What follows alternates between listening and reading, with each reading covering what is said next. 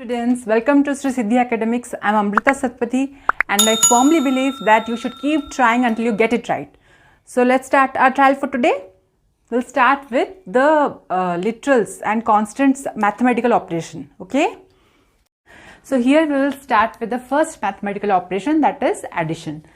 So we know literals means मतलब कुछ और नहीं, letters that are variables जिनका value fixed नहीं है, varying है. And numbers again, numbers are constant, they are always constant. 2 means 2, 3 means 3, value does not change, value remains fixed. So we will understand today operations on variables and constants, or in other words literals and numbers.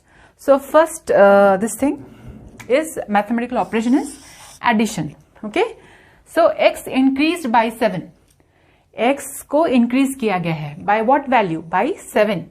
So this is clearly increased by means wherever you see in a question increased by, the expression will be x plus 7. Okay, and then one more question, I have one more example, is y more than x. Here there are two variables. In this question I had one variable and one constant, but in this question I have y more than x, two variables. दोनों के value पता नहीं, हर time every time they may change. So again y more than x, again this word more than means sum, so it will be y plus x or x plus y, both mean the same thing. Commutative law, if you have read about commutative law you must have known y plus x is equal to x plus y, matlab 1 plus 2 is equal to 2 plus 1, both will make the same value 3. Now one more question, simple, it will be sum of say a constant 2 and a variable b, that will be sum means addition. So we just need to write 2 plus b, or also we can write b plus 2, both mean the same thing. Before we move to subtraction, one more thing we should know about addition. जैसे कि we have commutative law, like commutative laws of addition states 1 plus 2 is equal to 2 plus 1, right? 1 plus 2 करो या 2 plus 1 करो, value तो 3 ही मिलेगा. Similarly in case of literals, I mean algebra, a plus b is equal to b plus a, same commutative law applies here. Commutative law applies here. Value चाहे a का कुछ भी ले जाए, b का कुछ भी ले जाए, the this expression a plus b equal to b plus a will remain the same. Okay, and one more thing we know, identity law. Identity law मतलब हम ज़ीरो के साथ कुछ भी ऐड करें उसकी उस नंबर की आइडेंटिटी नहीं बदलती है. मतलब अगर मैं 1 प्लस 0 करूँ या 0 प्लस 1 करूँ, मेरा जो नंबर फाइनल आंसर निकल के आता है 1, राइट? सिमिलरली आइडेंटिटी लॉ यहाँ पे भी अप्लाई होता है अलजेब्रा में. Here a plus 0 is equal to 0 plus a and the final answer is a. Identity मतलब जो पहचान है वो नंबर की वो यहाँ पर नहीं बदलती. जब भी कोई नंबर हमें पता है 0 के साथ ऐड होता है तब उसकी आइडेंटिटी, उसकी पहचान नहीं चेंज होती है. Similarly here also for the variable a, b, x, whatever, if we add it with 0 or we first keep the 0 and then add it with that variable, answer will remain the same variable. Okay, commutative law, identity law, then comes associative law. Associative law हम लोगों ने पढ़ा है number system में. associative law में क्या कहा जाता है? Suppose I have 1 plus 2 plus 3, right? Left hand side में ये लिखा हुआ है 1 plus 2 plus 3. मैं इसका आंसर निकालने जाऊँ तो बॉडमास रूल के हिसाब से first I will finish off this bracket. So 1 plus 5 करूँगी तो मेरा आएगा टोटल सम 6. अब उल्टा करते हैं, 1 plus 2 ब्रैकेट इधर चला आएगा. फर्स्ट 2 नंबर्स, पहले नेक्स्ट 2 नंबर्स थे, लास्ट 2 नंबर्स के थे, अब ब्रैकेट आ गया, इनक्लोज कर रहा है फर्स्ट 2 नंबर्स को. इधर अगर हम देखेंगे ये लेफ्ट हैंड साइड है, ये राइट हैंड साइड है. अगर इधर हम देखेंगे, इधर फर्स्ट हम इसको सॉल्व करेंगे because it's inside the bracket. So 1 plus 2 is 3. 3 plus 3 again answer is 6. So left hand side is equal to right hand side. यही तो हमें सिखाया गया है एसोसिएटिव लॉ में, right. 1 plus 2 plus 3 bracket enclose 2 plus 3, 1 plus 2 plus 3, 1 plus 2 bracket अगर enclose हो, दोनों will give the same result. Both give us the same result, right? This is same. Here also similarly in the case of algebra ये चीज़ भी use होती है. This is also valid. कैसे valid we will see. See associative law. Associative law. A plus B plus C. B plus C is equal to A plus B plus C. Okay.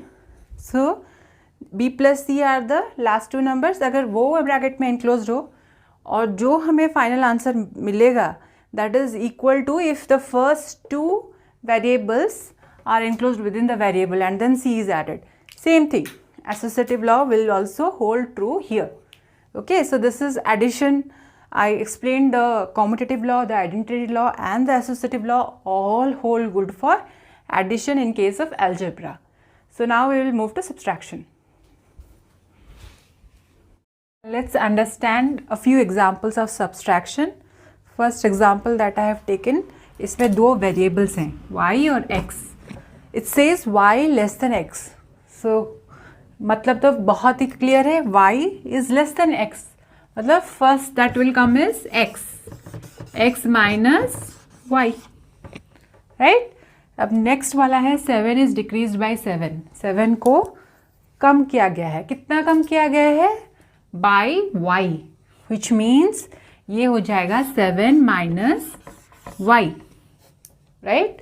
अगर उल्टा लिखा गया होता, उल्टा मतलब यहाँ पर y होता और यहाँ पर 7 होता, तो इसका ऑपोजिट होता. Because y has been decrease by 7. In that case the answer will be y minus 7. Don't get confused. जो मतलब पहले आता है that one is the first one. Subtraction में डिक्रीज कितना किया गया है? By 7 here. So y minus 7. Okay, let's understand multiplication in case of algebra. 8 times x, 2 times 3. If I ask you what's the answer, you immediately will say, ma'am हमको multiplication करना है. 2 times 3 means 2 into 3, it's 6. Similarly 8 times x मतलब क्या? 8 into x. Only thing 8 into, ये into symbol हमें नहीं लगाना है. In case of algebra we don't put this into symbol. We simply write 8x, पास लिख देते हैं. फर्स्ट रहता है जो कांस्टेंट है वो 8, उसके बाद द वेरिएबल. ऐसे नहीं लिखते, x8 नहीं लिखते. x8 का मतलब कुछ और हो जाएगा. We never write the number later. Will understand this. We going forward will understand numerical coefficient किसे कहते हैं और वो क्यों हमेशा आगे रहता है. ये 8 को न्यूमेरिकल कोफिशिएंट कहते हैं और वो हमेशा फर्स्ट आता है. उसके बाद जो भी वेरिएबल उसके साथ मल्टीप्लाइड है that follows. Okay, x will always come later. 8x, 8y, 7y, whatever we write, first we will write the number and then we will write the variable. x8 नहीं लिख सकते और 8 into x वो भी नहीं लिखते हैं. So how do we write? We write it like 8x. It means 8 is multiplied with x. Suppose x value becomes 2, then if x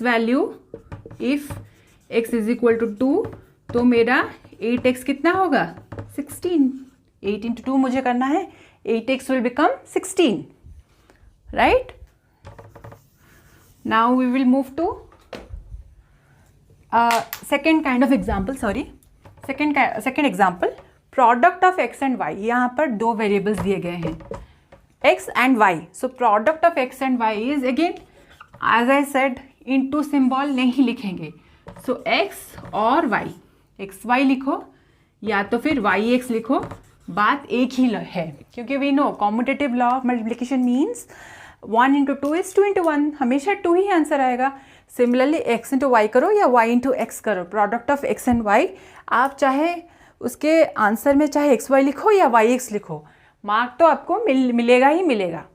all right, so now we will understand the commutative law, identity law and the this thing associative law, which all hold good for multiplication. Let's first take the commutative law. We know multiplication में 1 into 8, no, I'll just remove 1, let's put 3. 3 into 8 is equal to 8 into 3. Answer will always be 24, right? Similarly, this is commutative law. Commutative law of multiplication, right? Similarly, A into B करो या B into A, answer हमेशा same रहेगा. So you can write this or this, no change in the answer. Commutative law. Now we will take identity law. Identity में यहाँ पर slight change है from addition. Addition में हम जानते हैं any number if we add with 0, उसकी पहचान उस नंबर की नहीं जाती है. सिमिलरली यहाँ पर आइडेंटिटी किससे नहीं जाती है मल्टीप्लिकेशन के केस में? When we multiply number with 1. So like if I multiply 9 into 1 or 1 into 9, answer will always be 9. This much we know. Also, in a similar way, A into 1 or 1 into A is always A. So ऐसे अगर A is multiplied by 1, we just simply write A. We neither write 1 dot A. अगर लिखेंगे तो गलत नहीं होगा, और नहीं लिखते हैं, what we write finally is A. It means A is multiplied with 1. Now we will move to associative law. Associative law we have already studied in case of addition. Similar case in case of multiplication, if 1 is multiplied with 2 and 3. Okay, I'll remove the 1, make it 7. So what will be the answer? And one more, 7 into 2 is multiplied with 3. So first I have on this side I have to do 2 into 3 first, because it is inside the bracket. So it becomes 7 into 6. Next it becomes 42. If I do 7 into 6, I know 42. Similarly this side I have to do, first I have to do 7 into 2, 14. 14 into 3, 3 4s are 12, 3 1s are 3, carry over 1, 42. So both gave the same value, right? Similarly, in case of algebra also, A into B into C is equal to A into B into C. Okay, only the brackets position has changed, nothing else has changed. I'll write it again on the top here. I'll remove this example. I'll write here. Finally, associative law of multiplication is A into B into C is equal to AB into C. Acha, if instead of A there is one constant, say 7. So here also it will be 7. चाहे ये हो चाहे ये हो, आप कैसे भी लिखो, answer will always be the same, both are the same, both value is same, nothing is going to change. आप ये लिखो कि वो लिखो. So this is commutative law of multiplication. Now we have understood addition, subtraction and multiplication. We'll move to division. Do x divided by 12. This is division. Okay, I have not written division over here. I'll write it. Division in case of algebra. So x divided by 12 means I know I have to do x by 12, right? Now if 12 is here and x goes there, means उल्टा हो जाए अगर 12 divided by x, then answer will be 12 by x. Simple, right? Now if the question asks quotient of x and 6, quotient word कहाँ पे use होता है? We know in case of division. कहाँ पे? Let's take one example. Suppose I do 12 divided by 4. 12 divided by 4. I do like this. 2, 4, 3s are 12, right? तो ये 12 को क्या कहते हैं? Dividend. 4 को क्या कहते हैं? Divisor. और 3, the answer that comes 12 divided by 4. What did we get answer? 3. इस 3 को कहा जाता है quotient. सो कोशिएंट वर्ड अगर यूज हुआ हो, understand, it means division. So quotient of x and 6 is x by 6. Okay, so ऐसे नहीं लिखते हैं in case of division, x divided by 12 या x divided by 6. in case of algebra, when division comes, we write it like x by 6 or like this, x by 12. All right, this is how we do division in case of algebra. Now we will move to powers of literal. Powers क्या है, नया concept है, we will understand powers of a literal. Literal हम already discuss कर चुके हैं. Literal means variable, nothing different, nothing fancy about the word literal. मतलब variable, चाहे x, y, a to z, any letter that we take in algebra is the literal. और power क्या है, अब ये नया word है, नया concept है.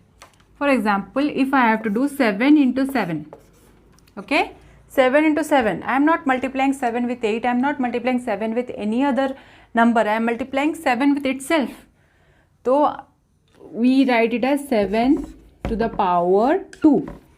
okay, उसको कहते हैं 7 squared.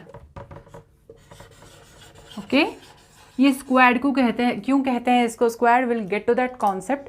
ये actually area of a square को लेकर ही स्क्वाड शब्द यहाँ पर आया हुआ है. We know area of a square is side into side. Side of a square, 4 sides of a square are same length. So what do we do if suppose I have a square with side 7 centimeter or 7 meter, then I have to do 7 into 7, right, to find the area of the square. तो इसीलिए इसको 7 to the power 2 लिखते हैं और उसको कहते हैं 7 squared. That's why. Similarly, अगर यहाँ पर 7 ना हो, any other I mean I take a variable, means in the value keeps changing, x into x अगर हो, then we will say x squared. ये 2 को ऊपर लिखेंगे, ऐसे नहीं लिखेंगे, x2 ऐसे नहीं लिखेंगे, no. 2 will be written slightly small and towards the right and top of this literal x. okay, so this is how it's written, this is x square. Next comes if I have to do 7 into 7 into 7, मतलब 7 कितने time multiply हो गया, 3 times. so I write it 7, 3 को थोड़ा ऊपर, right and top, right hand side top, 7 to the power 3. इसको क्या कहते हैं, ध्यान से सुनना, 7 cubed. इसको कहते हैं 7 क्यूब्ड. क्यों कहते हैं, अगेन उसके पीछे थ्योरी ये है, एक क्यूब जो होता है, एक क्यूब का अगर मैं वॉल्यूम निकालने जाऊँ, वॉल्यूम मतलब वो कितना स्पेस लेता है, कितना जगह लेता है, अगर उसका वॉल्यूम निकालना जाऊँ, इसका मान लो ये 7 सेंटीमीटर है, हर साइड एक स्क्वायर है क्यूब का, each side of the cube is a square. So 7 centimetre अगर ये है तो सारे साइड 7 है. तो अगर मैं वॉल्यूम निकालने जाऊँ इस क्यूब का, तो it will B same thing, 7 into 7 into 7. सो इसीलिए इसको कॉन्सेप्ट समझो, that's why it is called 7 cubed. Okay, नहीं तो कुछ और भी कह सकते थे, नहीं कहते हैं इसको 7 squared because it reminds us of the area of a square, and this is called 7 cubed because it reminds us of the volume of a cube. So similarly अगर मैं x इंटू एक्स हमने पहले discuss किया है, into ऐसे नहीं लिखा जाता है अलजेब्रा में, तो something else will be written x cubed. X के राइट हैंड साइड टॉप पे रहेगा 3, एक्स क्यूब, 3 थोड़ा छोटा लिखेंगे, एक्स थोड़ा बड़ा रहेगा, दैट इज एक्स क्यूब्ड. ना इसी तरह से और भी बार बार हम उस मल्टीप्लाई कर सकते हैं एक ही नंबर को. So will understand that also. First I erase this. Similarly, if I have to do 7 multiplied 4 times, 7 into 7 into 7 into 7. सो ये क्या देता है, कुछ भी नहीं देता है, ना वॉल्यूम देता है ना एरिया किसी चीज़ का देता है. सो इट्स रिटन लाइक 7, 4 ऊपर, थोड़ा सा ऊपर, एंड उसे हम पढ़ते कैसे हैं, इंग्लिश में कहेंगे 7 raised to the power of 4. 7 raised मतलब क्या, ऊपर उठाना, raised to the power of 4. Power of how much? 4, because 7 has been multiplied how many times? 1 2 3 4 4 times, so 7 raise to the power 4, right. अभी हम लिखते हैं x, instead of 7 we take the letter variable x, सो x into x into x into x, correct बार लिखा ना 4 times, yes.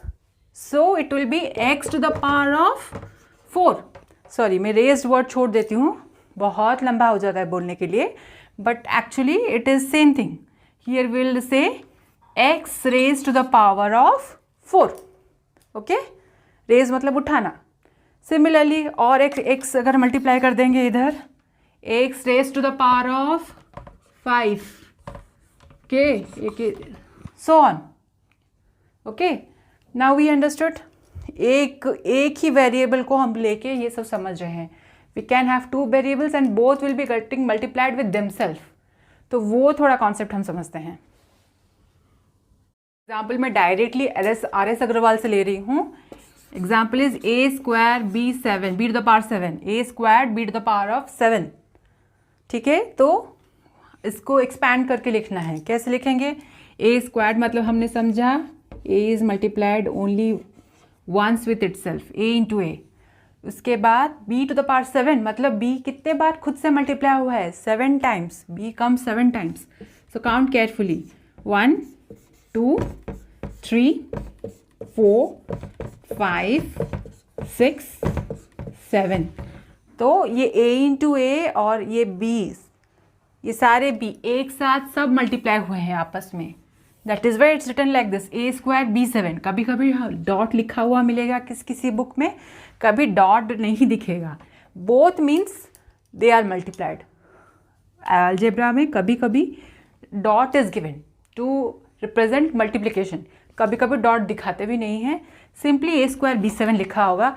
There will be no mathematical operator, operator मतलब into, minus, division and plus, right.